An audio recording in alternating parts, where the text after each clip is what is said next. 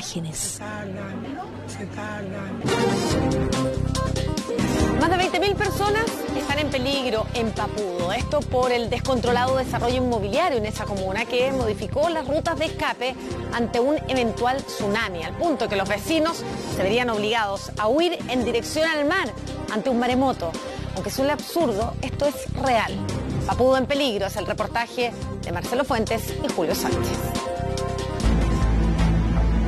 ¿Es armónico el crecimiento de Papudo desde el punto de vista inmobiliario? Hay que visitarlo nomás y seguro se da cuenta que no. El plano regulador de la comuna de Papudo es del año 69. En una población de 20.000 personas, en el caso de un tsunami, no tenemos un lugar donde evacuar y poder poner a salvo sus vidas. ¿Cómo el municipio deja que intervenga en un cerro que es una vía de evacuación en caso de tsunami? Claro, es que ese fue el problema. ¿Pero ustedes autorizaron esos permisos? Cosa, ¿Esos permisos de esas últimas torres? Ah, por supuesto, pues si yo doy los permisos, claro que sí. Durante los últimos años, Papudo se ha transformado en un foco de atracción no solo turística, sino también inmobiliaria. La otrora cara verde que entregaba la costa por los bosques y las construcciones patrimoniales han dado paso a torres y torres de edificios.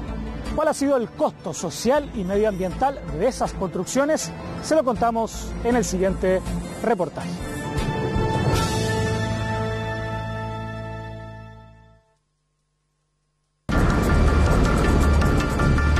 Estamos en Papudo, sector Punta Puyay, otrora paisaje verde y campestre convertido hoy en una pequeña selva de cemento que no deja de crecer. Lo que había en el cerro, que se destruyó, que ahora hay edificios, eran árboles como estos. Estos dos que están acá son molles. ¿Ya? ¿Son árboles nativos? Son árboles nativos. Una parcela en medio de la naturaleza y cuyo único ruido era la sinfonía que a lo lejos se regalaba al mar y los pájaros de los bosques que hasta hace poco aquí existían. Hoy conviven con esta, una construcción más de las tantas que le han cambiado la cara a Papudo. Se supone que esto va a ser el estacionamiento de esos 3 edificios. ¿Cuál es el problema que hay aquí con esto? Acá el tema fue principalmente el peligro que corre nuestra casa. Eso es tierra, esa es una esponja, cuando llueve absorbe y cuando ya no vas más de agua empieza a correr. El interior es tan solo uno de los varios problemas que enfrenta esta y otras construcciones en este lugar y que aquí les contaremos.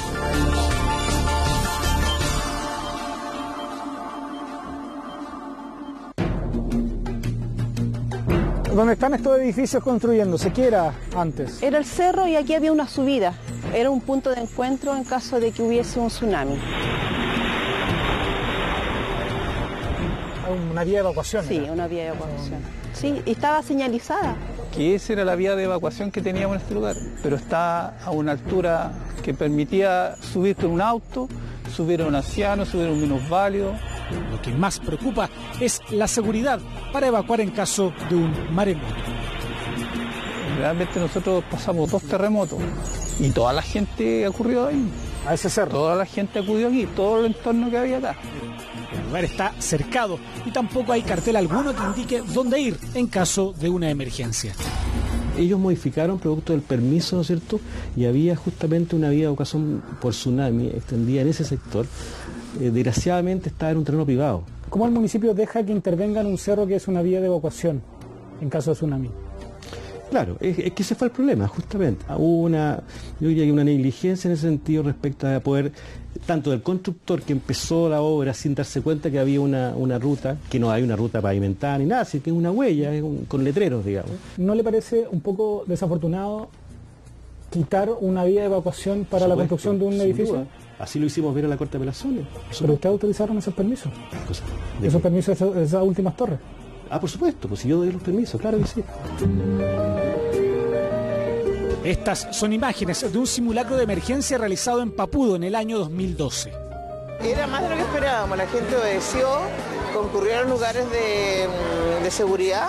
Según algunos vecinos de Punta Puyay, parte de la ruta que usaron en ese simulacro fue aquel cerro donde hoy están construyendo. ¿Cómo no se planificó algo tan importante como es una vía de evacuación en una zona costera? La intervención de ese cerro se hizo como a espaldas de la municipalidad, digamos, No, se hizo a espaldas de la dirección de obras, por decirlo de un modo. En su momento se hizo con el Departamento de Emergencia Municipal de ruta de evacuación por tsunami en ese sector. Y todo, pero nadie reparó en que esa ruta estaba en un sitio que era un sitio privado. ¿Fue una descoordinación interna de la municipalidad? Por supuesto que sí, y eso así lo hice ver yo a la Corte de Apelaciones. Una descoordinación interna que hoy tiene a quienes han comprado propiedades aquí en un peligro constante en caso de tsunami. El grave problema del tema de las vías de evacuación es que hoy día no tenemos un lugar donde en una población de 20.000 personas que llegan a este sector de Punta Puyay, en el caso de un tsunami grave, tengan donde evacuar, ¿ya? Y poder rescatar y poder poner a salvo sus vidas. Estamos hablando de un sector en que la playa está a apenas unos metros. ¿Quién responde por esta descoordinación? Y si hoy día existiese un terremoto tsunami, ¿dónde arranca la gente que estaba ahí, que antes arrancaba ese cerro? No, es que igual de todas maneras es una ruta alternativa. No estaba de acuerdo al instructivo que tiene la ONEMI respecto a eso. Y es cierto, el cerro que la gente usaba como vías de evacuación y que según ellos estaba señalizado, tampoco era el trazado formal que tenía la ONEMI. La ruta de escape pasaba por otro lugar, lo que da luces del desorden al respecto. En todo caso, el año pasado el trazado se cambió. Ahora, la nueva ruta de escape en caso de tsunami es esta. Increíblemente, hace que la gente huya en dirección al mar, para luego caminar varias cuadras paralelo a la costa y después llegar a un punto de encuentro que pasa por un condominio que, como si se tratara de una broma, es privado.